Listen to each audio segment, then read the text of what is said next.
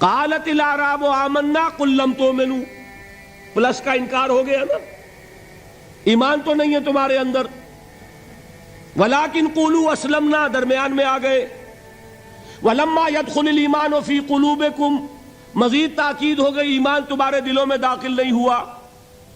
لیکن اب آگے چلیے، وَإِن تُطِيعُوا اللَّهَ وَرَسُولَهُ لَا يَلِدْكُم مِّنْ أَعْمَالِكُمْ شَيْئًا، اگر تم اللہ اور اس کے رسول کی اطاعت کرتے رہو گے اللہ تمہارے عمل میں کوئی کمی نہیں کرے گا۔ اس سے ثابت ہو گیا منافق بھی نہیں، اس لیے کہ منافق کا کوئی عمل قبول نہیں، منافق تو وہ مائنس ویلیو ہے، اس کے ساتھ کوئی نیکی قبول ہو نہیں سکتی۔ کیا عبداللہ ابن ابی کی نمازیں قبول ہوئیں؟ اگرچہ وہ نماز حضور کی امامت میں ادا کی جا رہی ہے، لیکن کیا اس کی نماز قبول ہو سکتی تھی؟ وہ آپ کو یاد ہوگا واقعہ، جب مرا ہے وہ شخص رئیس المنافقین عبداللہ ابن ابی، اس کے بیٹے ہیں عبداللہ ابن ابی، وہ مومن صادق، نوجوان نہایت صالح۔ اب ایک سعادت مند بیٹے کو تو باپ سے محبت ہوگی کہ نہیں ہوگی؟ وہ بیٹا حاضر ہوتا ہے حضور کی خدمت میں، حضور میرے والد کا انتقال ہو گیا، آپ اپنا کرتا عنایت فرما دیجئے تاکہ میں اس کو کفن دوں۔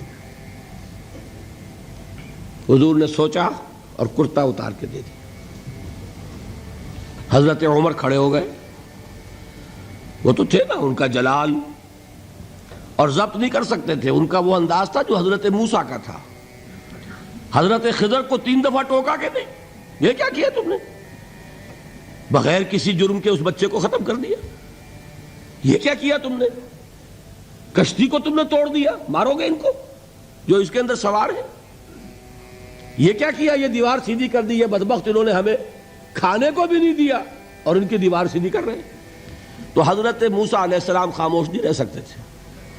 انک لن تستطیع معی صبرا، یہی معاملہ حضرت عمر فاروق کا تھا۔ کھڑے ہو گئے، حضور کیا کر رہے ہیں؟ اس دشمن خدا کو آپ اپنا کرتا دے رہے ہیں، اس نے یہ کیا، اس نے یہ کیا، اس نے یہ کیا۔ حضور مسکرا کر فرماتے ہیں، عمر میرا کرتا اسے اللہ کے عذاب سے نہیں بچا سکے گا۔ کبھی سنا آپ نے؟ لیکن ایک ہے مروت، ایک ہے شرافت۔ اس نیک اور صالح نوجوان نے آ کر مجھ سے ایک بات کہی، مجھ سے سوال کیا نا، کیا میری شرافت اور مروت اسے گوارا کر سکتی ہے کہ اس کا ہاتھ میں خالی لوٹا دوں؟ لیکن یہ نہیں کہ میرا کرتا اسے عذاب سے بچا لے گا۔ لیس للانسان الا ما سعى وان سعيه سوف يرى، نہیں ہے انسان کے لیے مگر وہی کچھ جس کے لیے اس نے محنت کی، بھاگ دوڑ کی، جو کمائی کی ہے وہی ملے گا، اور جو کمائی ہے وہ ضائع نہیں کی جائے گی، وہ دکھا دی جائے گی، یہ ہے تمہاری کمائی۔ تو انسان کا معاملہ تو عمل سے ہے نا۔ اور میں یہ بھی بتا دوں، لطیف باتیں ہیں یہ کرتا حضور نے دیا کیوں؟ ایک تو آپ کی شرافت اور مروت، اسی شرافت اور مروت کا ایک اور پہلو یہ تھا، حضور اس شخص کا ایک احسان اپنے اوپر سمجھتے تھے۔ غزوہ بدر میں حضرت عباس حضور کے چچا کفار کی طرف سے آئے تھے، ایمان نہیں لائے تھے اس وقت تک، اور وہ اسیران بدر میں تھے۔ بدر کی جنگ کے بعد جو قیدی تھے ان میں عباس بھی ہیں رضی اللہ تعالی عنہ۔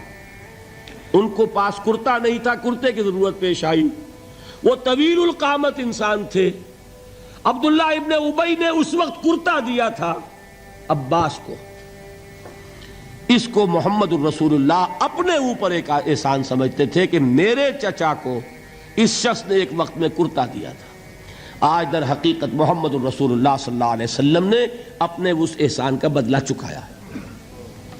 بہرحال بات جو ہو رہی تھی اس کو سمجھیے، منافق اندر جو کچھ ہے وہ ہے اور اللہ جانتا ہے، اللہ کا رسول جانتا تھا لیکن اس نے اس کو چھپایا اور تاکید کر دی، جس کو بتایا بھی ایک صاحب ہے حضرت حذیفہ ابن یمان۔ کچھ منافقوں کے نام بتا دیے تھے آپ نے یہ میں واقعہ آپ کو پورا سناؤں گا جبکہ نفاق پر گفتگو ہوگی، لیکن ساتھ ہی کہہ دیا تھا دیکھنا کسی کو بتانا نہیں، یہ میرا راز ہے تمہارے پاس۔ اب لوگ ان سے پوچھتے بھی تھے، وہ بتاتے نہیں تھے۔ ان کا نام پڑ گیا صاحب و سر نبی، یہ نبی کے رازدان ہیں، ان کے پاس نبی کا ایک راز ہے، وہ راز ہی رہا۔ میں بتاؤں گا کہ کس نے پوچھا تھا، وہ تب نفاق کی حقیقت سمجھ میں آئے گی۔ بہرحال یہ بات سمجھ لیں، قانوناً ایک شخص مسلمان ہے، حقیقت کے اعتبار سے اس کی تین شکلیں ہو سکتی ہیں، یا مثبت طور پر مومن اور ایمان کے درجات بے شمار ہوں گے، +1 سے لے کر +انفینٹی تک، یا منفی طور پر منافق، -1 سے لے کر اور -انفینٹی تک، اور درمیان میں ایک زیرو کا مقام بھی ہے، نہ منافق نہ مومن، بس وہ مسلمان ہے، وہ ہے جس کو فرمایا گیا ان تطیعوا اللہ ورسولہ۔ دیکھو ایمان تو تمہارے دلوں میں نہیں ہے، لیکن اگر تم اطاعت کرتے رہو گے اللہ کی اور اس کے رسول کی، اس حالت میں لا یلدکم من اعمالکم شیئا، اللہ تمہارے اعمال میں کوئی کمی نہیں کرے گا، اس کے اجر و ثواب سے تمہیں محروم نہیں رکھے گا۔